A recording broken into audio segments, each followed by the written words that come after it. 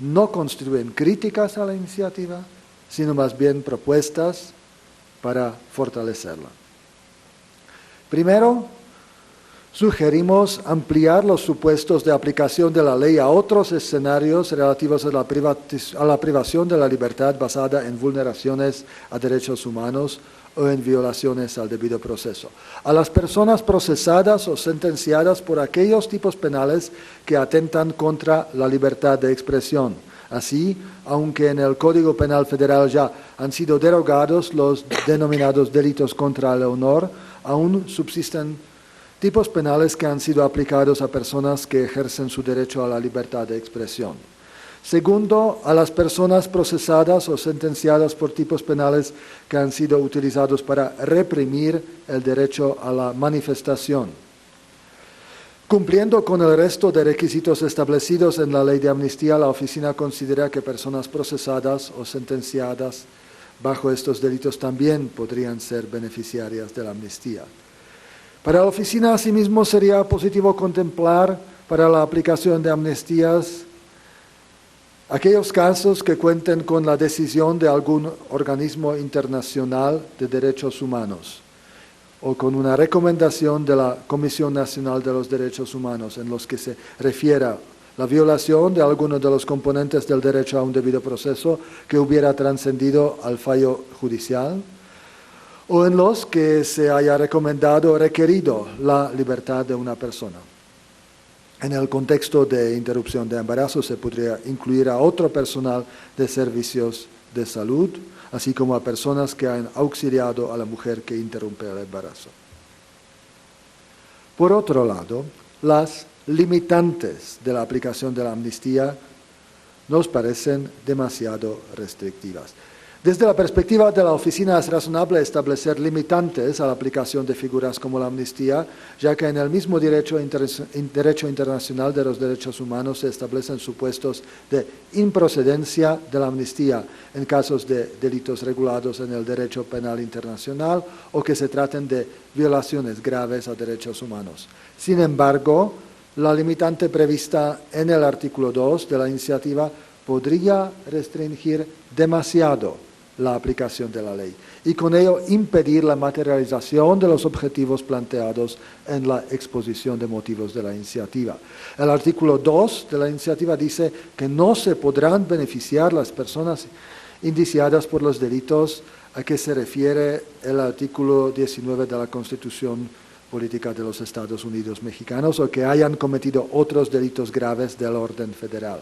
Sin embargo, como ya se mencionó, el término delito grave ya es inexistente bajo el sistema de justicia penal vigente y el mantener ese término podría dar lugar a una interpretación de que sería improcedente la amnistía para el caso de delitos catalogados como graves al amparo de la anterior legislación, un catálogo sumamente amplio que podría estar tornando casi inoperante la ley de amnistía. Por ese motivo recomendamos eliminar dicho supuesto de exclusión. Y por otra parte, sobre la mencionada referencia al artículo 19 constitucional,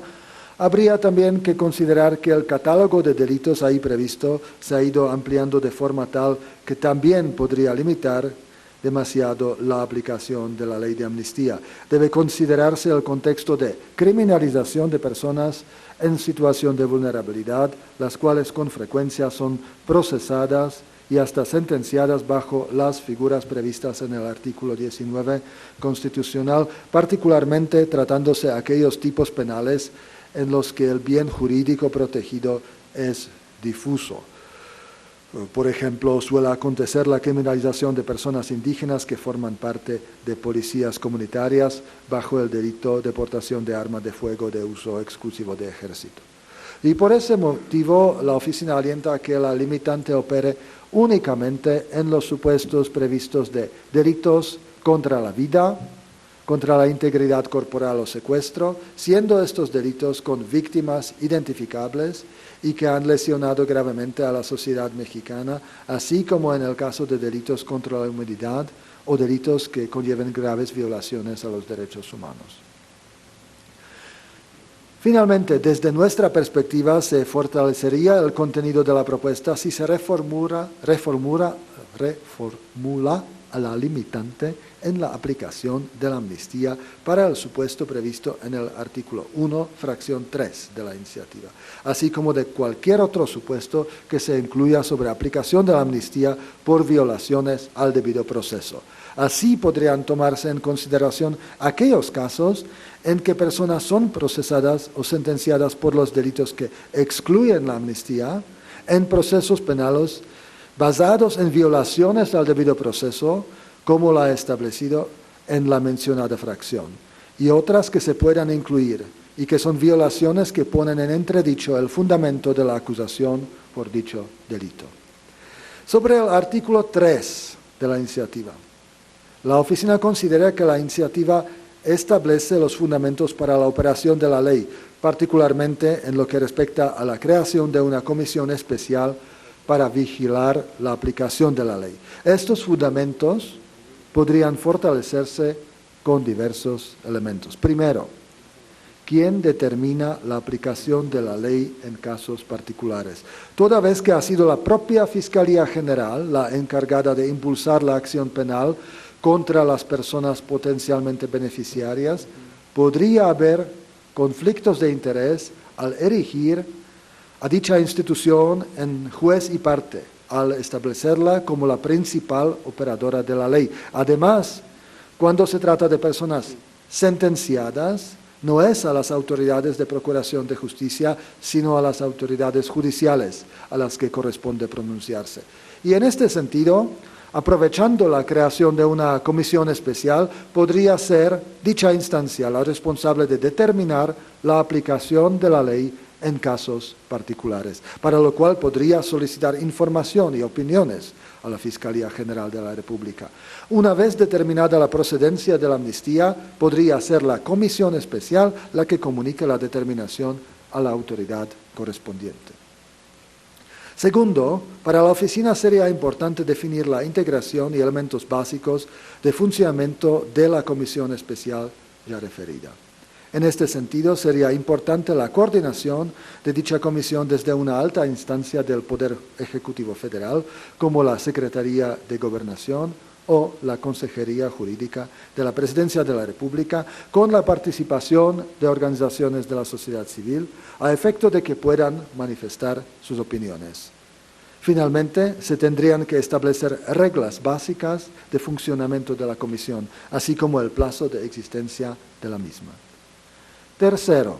sería conveniente establecer algunas reglas básicas adicionales sobre la forma en que aplicaría la ley de amnistía. Esto es, a dotar de mayor seguridad jurídica a las y los operadores de la ley, así como a las personas potencialmente beneficiarias. Por ejemplo, establecer plazos en el procesamiento de solicitudes y la forma en que serían procesadas las mismas, a fin de respetar el derecho de petición de las personas que presentan dichas solicitudes. Y finalmente, queremos proponer que se reformen o deroguen varios tipos penales sobre los que se aplica la amnistía. Debería considerarse que la emisión de una ley de amnistía tiene un efecto loable, pero acotado, y que su aplicación en algunos escenarios podría hasta considerarse revictimizante. En el conjunto de principios actualizados para la protección y la promoción de los derechos humanos mediante la lucha contra la impunidad, principios adoptados por la entonces Comisión de Derechos Humanos de la ONU en 2005, se establece en el principio 24 sobre la adopción de amnistías que dicha medida puede ser interpretada como un reconocimiento de culpa, de modo tal que de preferencia no debería de aplicarse a personas que han sido objeto de la acción penal producto del ejercicio de derechos y libertades, o en el caso de aquellas personas cuyos derechos humanos fueron violados en el marco del proceso penal. Para estos casos tendrían que operar otras formas de extinción de la responsabilidad penal. Ahora bien, consideramos que la ley de amnistía sería una oportunidad valiosa para aliviar el sufrimiento de personas que son víctimas de injusticias y apoyamos la aplicación de amnistías, entre otros motivos porque en varios casos no es viable hacer modificaciones legislativas y estos casos, por lo tanto, dependen enteramente de la esfera de decisión de las autoridades de procuración y administración de justicia. Sin embargo, en aquellos casos en los que las reformas o derogaciones de tipos penales sí son viables, para la oficina sería la reforma legislativa la vía idónea, a través de la cual el Estado mexicano puede lograr los objetivos planteados en la exposición de motivos de la iniciativa. Lo conducente es que el Honorable Congreso de la Unión derogue o modifique las disposiciones penales a fin de extinguir la responsabilidad penal, no solamente brindando un mayor sentido de justicia a las personas beneficiarias, sino también evitando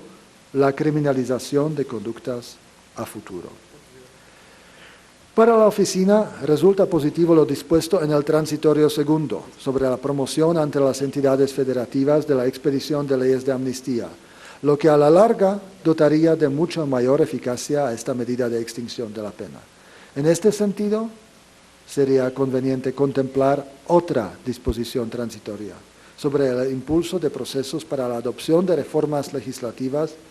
a efecto de modificar o derogar los tipos penales relacionados con la amnistía objeto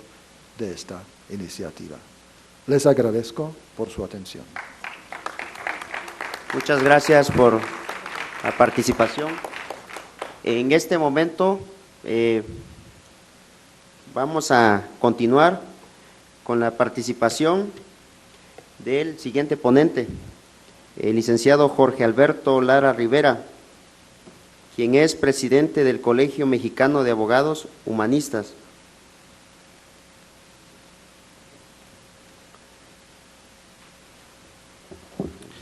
Muchas gracias, diputadas y diputados,